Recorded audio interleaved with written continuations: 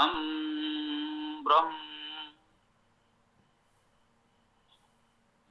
ओम यजुर्वेद अध्याय 2 मंत्र 3।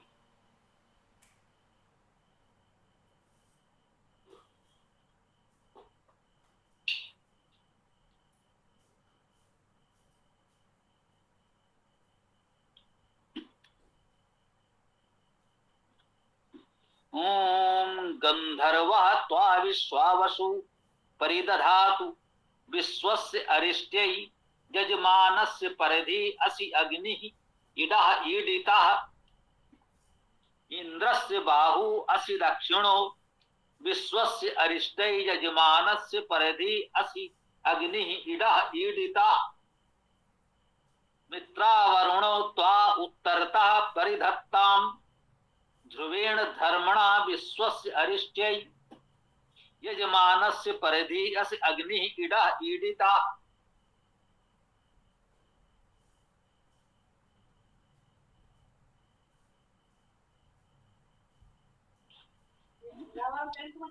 स्वामी जी नमस्ते, सभी को नमस्ते।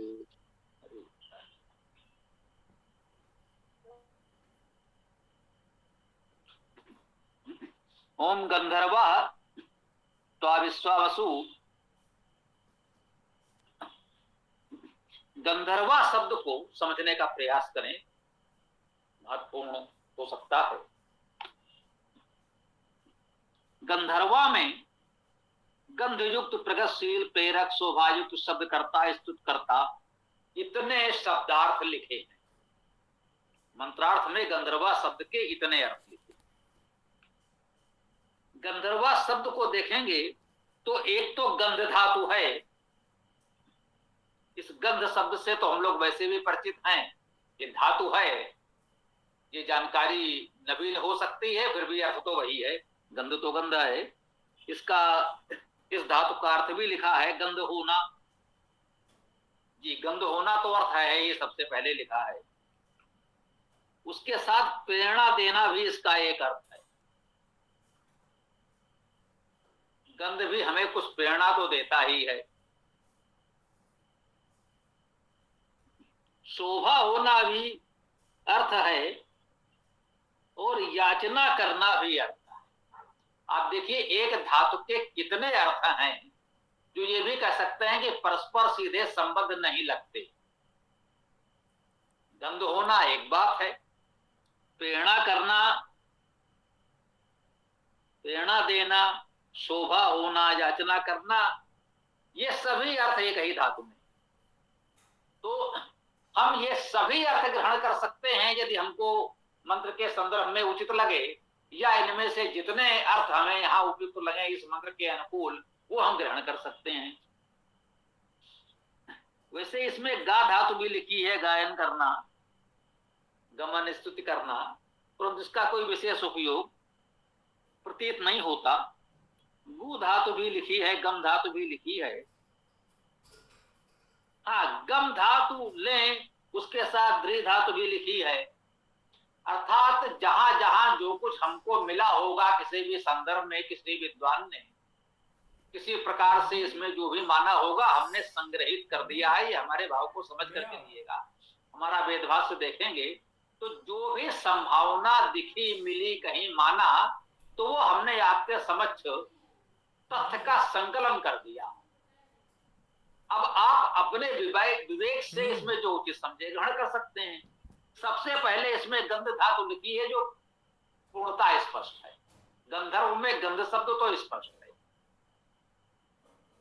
ठीक, तो इस अच्छा, गंध शब्द में ही, इस गंध धातु में ही इतने अर्थ हैं जो पर्याप्त हैं। गंधर्व यदि हम परमेश्वर को भी संबोधित कर रहे हैं तो भी इतने गुणों का वर्णन इस एक धातु में पर्याप्त है।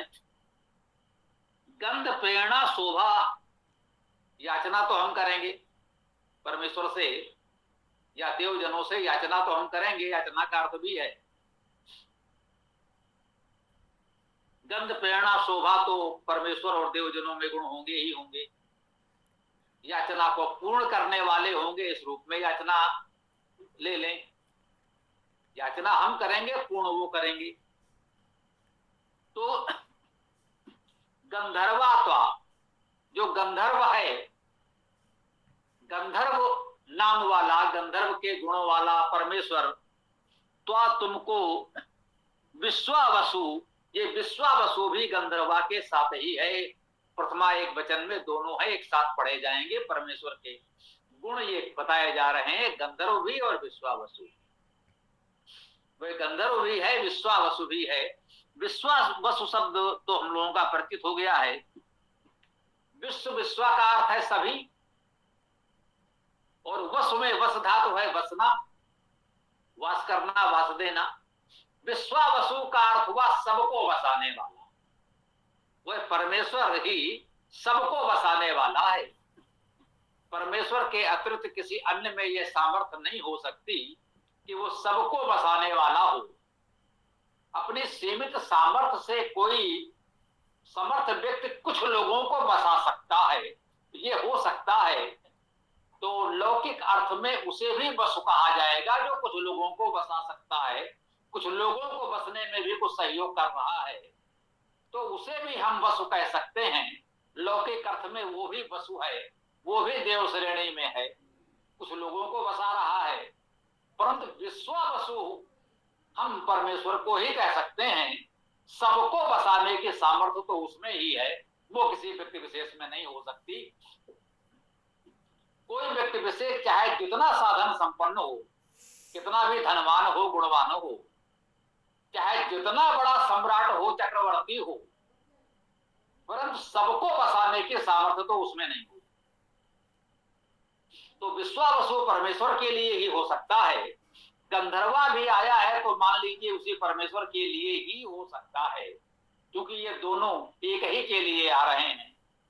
विशेषण विशेष या कुछ भी कह लें, तो तुमको गंधर्व और विश्वावसु गुणों से युक्त परमेश्वर, ये कह सकते हैं तुमको गंध युक्त प्रेरणा देने वाला, शोभायमान और सबको बसाने वाला परमेश्वर परिदधातु, परितः धारण करे।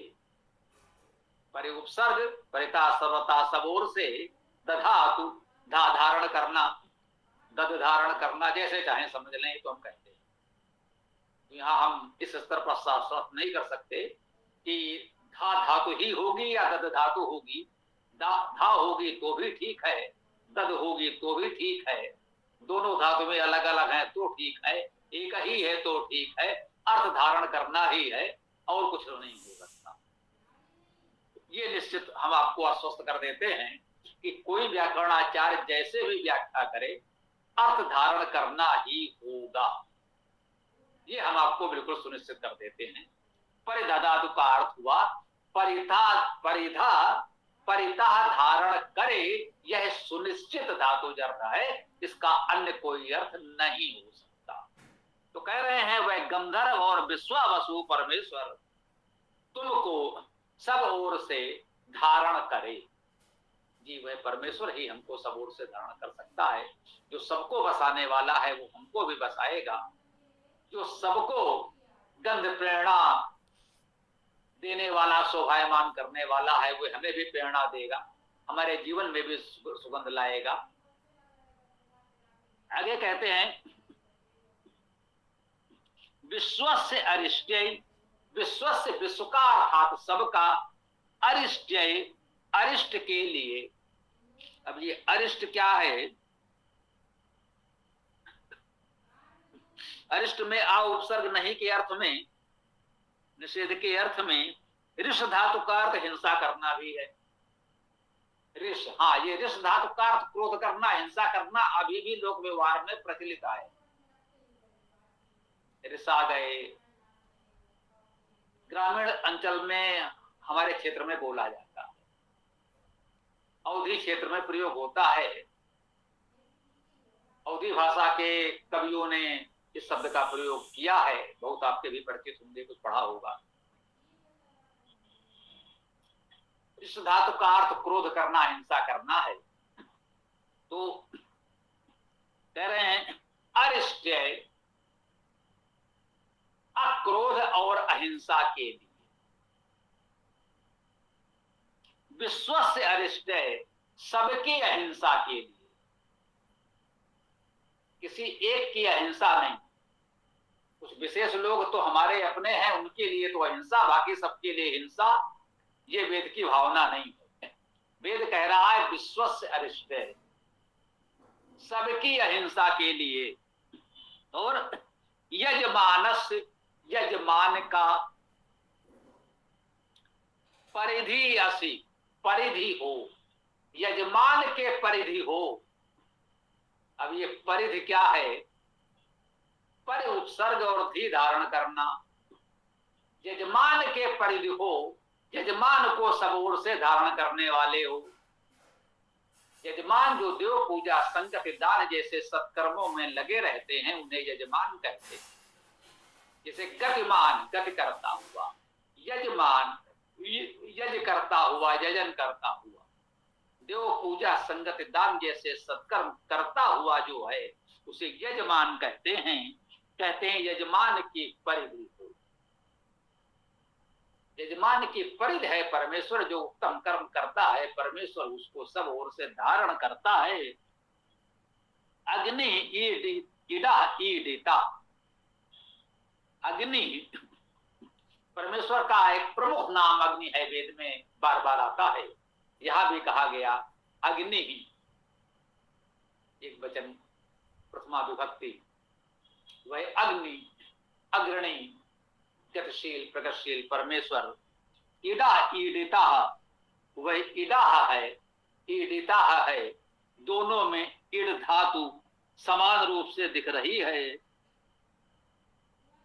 ईडा, ईड धातु का अर्थ धारण करना, छेदन करना, घर्षण करना है। ईड धातु का अर्थ स्तुति करना है। यहां ध्यान दीजिएगा, ईडा में सामान्यता ईड धातु अधिक उपयुक्त प्रतीत होती है। एक सामान्य बुद्धि से हम इसे स्वीकार करते हैं। ईडा में ईड धातु होनी चाहिए। अब ईड धातु का अर्थ यहां पर धारण करना, छेदन करना, घर्षण करना। छेदन करना, घर्षण करना तो नहीं, लेकिन धारण करने का अर्थ तो हम यहां ग्रहण कर सकते हैं। ईडा ईडता, ईडा अर्थात धारण करने वाले, ईडिता अर्थात धारण किए हुए। हाँ, ईडिता, ईडिता में ईड धातु स्पष्ट है, यहां पर ई दीर्घ है। ईडा में ई लघु है और ईडिता में ई दीर्घ है। तो ईडा का अर्थ हो गया धारण करने वाले, और ईडिता, ईड धातु का अर्थ तो स्तुत करना ही है। ईडिता अर्थात स्तुत किए हुए। उस परमेश्वर के स्तुत तो हम सभी करते हैं, वो सबके द्वारा स्तुत किया हुआ है। ईडिता है, वह सबको धारण करने वाला है और सबके द्वारा स्तुत किया हुआ है। सब उसकी ही स्तुत करते हैं, करना भी चाहिए। तो यहां पर परमेश्वर के अनेक गुणों का वर्णन किया गया और ये बताया गया कि वह सबको सब ओर से धारण करने वाला है, सबको बसाने वाला है और सब लोग उसकी स्तुति करते हैं। ये इसका भावार्थ आप ग्रहण कर सकते हैं। इस मंत्र के इतने अंश का इतना भाग जो अभी हमने प्रस्तुत किया। आगे कहते हैं इंद्रस्य बाहु असि दक्षिणो। इंद्रस्य, इंद्र का, इंद्र शब्द भी हम लोग जानते हैं, ये परमेश्वर धातु है, अर्थात इंद्र शब्द का अर्थ हुआ परम ऐश्वर्यवान परमेश्वर। इंद्रस्य षष्ठी एक वचन, इंद्र का अर्थात परमेश्वर का। बाहु असि दक्षिण, बाहु हो लक्षणों दक्षिण, इंद्र के दक्षिण बाहु हो, उस इंद्र परमेश्वर के दाहिने बाहु हो। जो परमेश्वर के उपासक हैं, सच्चे उपासक हैं, वेद के अनुयायी हैं, कहते हैं कि तुम परमेश्वर के दक्षिण बाहु हो। विश्वस्य अरिष्टे, ये संपूर्ण पद आगे पुनरुक्त हो रहा है, पहले भी हम लोग इसे पढ़ चुके हैं। तो इतना ही देखें, इंद्रस्य बाहु असि दक्षिणो इंद्र के परमेश्वर के दक्षिण बाहु हो, कह लीजिए दाहिने हाथ हो। अभी भी हम लोग बोलचाल में मुहावरे में प्रयोग करते हैं कि भाई वो हमारा दाहिना हाथ है, वो उनका दाहिना हाथ है। तो कहते हैं जो परमेश्वर के सच्चे उपासक हैं उनके लिए कहा है इंद्र से बाहु अस्य दक्षिणो, तुम परमेश्वर के दाहिने हाथ हो। संसार में अनेक सुव्यवस्थाएं मानव समाज में परमेश्वर अपने इन्हीं जो दाहिने हाथ है उसके उपासक हैं उनके माध्यम से समाज में बहुत कुछ वो व्यवस्थित करता है। तो इस रूप में कहा गया है कि तुम उसके दाहिने हाथ हो, दक्षिण बाहु हो। विश्वस अरिष्टे यजमानस परिधि यस यज्ञ ईड़ा ईडता, ये पद की व्याख्या भी हम लोगों ने की है कि विश्व की सबकी अहिंसा के लिए यजमान की परिधि हो, यजमान को सब ओर से धारण करने वाले हो। अग्नि अग्रणी प्रगतिशील ईड़ा धारण करने वाले ईडता सबके द्वारा स्तुत किए गए हो।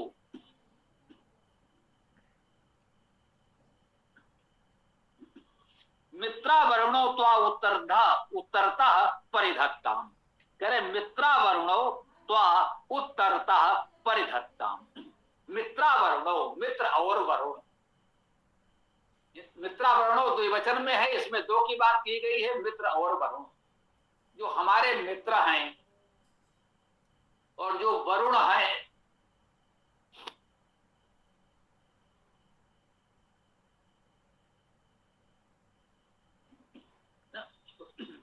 जो हमारे मित्र हैं, जो वरुण हैं, वर्णीय हैं, वर्ण करने योग्य हैं, जिनका हमने वर्ण किया है अपने उत्तम कार्यों में साथ लेने के लिए, तो वे मित्र और वरुण तो तुमको उत्तरतः, उत्तर से परिधत्ताम, परितः धारण करें।